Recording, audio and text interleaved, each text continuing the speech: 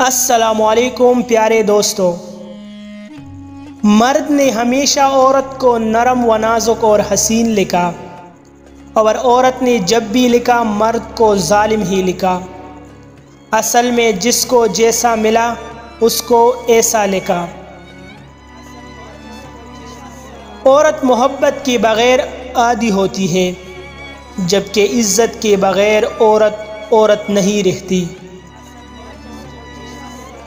सिर्फ रब की ज़ात ऐसी है जो माफ़ी मांगने पर ये नहीं पूछता कि गलती क्यों की थी। मोहब्बतों के आदी लोग लहजों की सख्तियाँ बर्दाश्त नहीं कर सकते।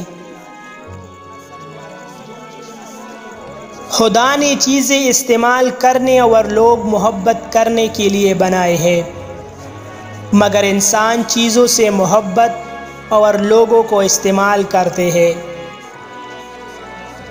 जो औरत आपके लिए बार बार रोती हो उसे आपसे प्यार नहीं बल्कि सच्ची मोहब्बत इश्क होती है। मज़ीद ऐसे अच्छी वीडियोस के लिए हमारा चैनल अभी सब्सक्राइब करें।